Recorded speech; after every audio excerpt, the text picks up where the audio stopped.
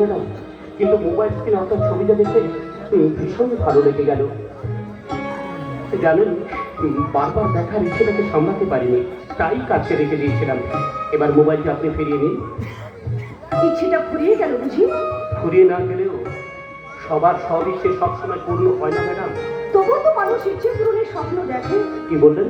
আমার ভীষণ লজ্জা করছে জানেন, যাকে আমি এতদিন দানব থেকে ঘৃণা করে এসেছি, সে যে এমন একটা দেবতা হতে পারে তা আমি কখনো কল্পনাও করতে না পারবো না। ম্যাডাম, না, আমাকে দেবতার সঙ্গে তুলনা করে দেবতা শব্দের অর্থটা অমর্যাদা করবেন না।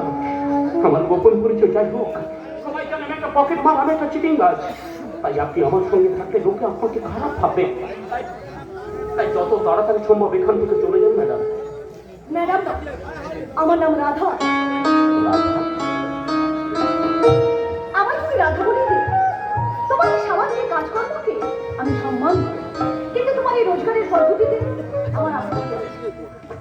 আচ্ছা, তুমি কি পারো না সৎ পথে রোজগার করতে? সৎ পথ?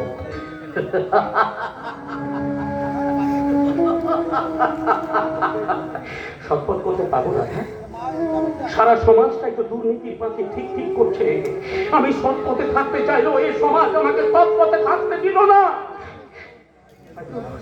তাই তো অনেক স্বপ্ন দেখা সেদিনে সেই সহজ সরল কালচার আজকে সবার সামনে একটা চিটিং মাছ, একটা পকেট মাছ।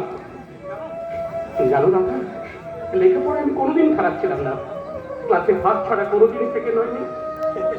আমাকে নিয়ে আমার মা বাবা যখন আগামী দিনে স্বপ্নে দিব, ঠিক সেই সময় গাড়ি অ্যাক্সিডেন্টে আমার বাবা মারা গেলেন। পাড়া প্রতিবেশী আত্মীয় বন্ধু বান্ধব সবাই তখন আমাদের কাছ থেকে মুখ ফিরিয়ে নিল। তখন আমার কাছে লেখাপড়া শেখার চেয়ে বেঁচে থাকার লড়াইটা জরুরি হয়ে উঠলো। তাই তাকে লেখাপড়া ছেড়ে দিয়ে আমি একটা হোটেলে বাসনপত্র ধোয়ার কাজ নিলাম।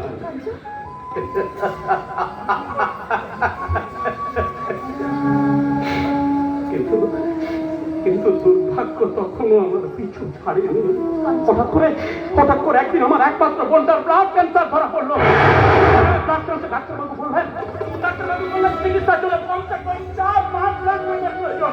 আমি তখন আমার বোনকে বললাম, বোন চিন্তা করিস না রে, আমি তো দাদা আছি। আমি তখন বাবুদের দুয়ারে গিয়ে বললাম, বাবু মশাই আমাকে 5 লাখ টাকা সাহায্য করে আমার বোনের প্রাণটা বাঁচিয়ে দিন না।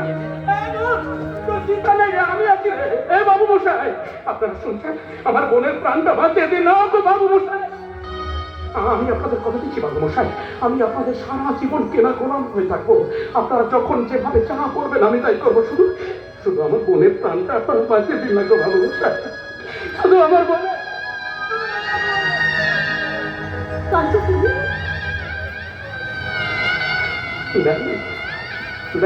দেয়নি কেউ এতটুকু সহানুভূতির হাত বাড়িয়ে দেয়নি। সবাই আমাকে লাফিয়ে ধরে দূর করে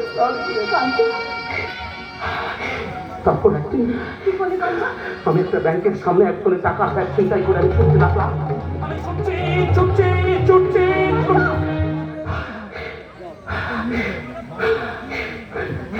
কিন্তু বেশি দূর ছুটতে পারলাম না।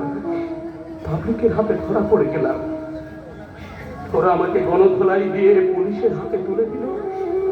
আর ছিনতাই করার অপরাধে আমার কয়েক বছরের জেল হয়ে।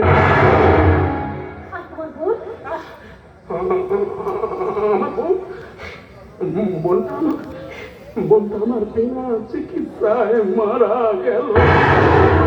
আর সেই আঘাত সহ্য করতে না পেরে আমার মাও হার্টফেল করে মারা গেলেন। সেদিন আমি আমার বোনটাকে বাঁচাতে পারিনি। অনেক চেষ্টা করে আমি আমার বোনটাকে বাঁচাতে পারিনি। কিন্তু আমি মনে প্রতিজ্ঞা করেছিলাম, যে সমস্ত অসহায় শিশুরা টাকার অভাবে চিকিৎসা পাচ্ছে না, তাদের চিকিৎসার ভার আমি আমার নিজের কাছে তুলে নেব।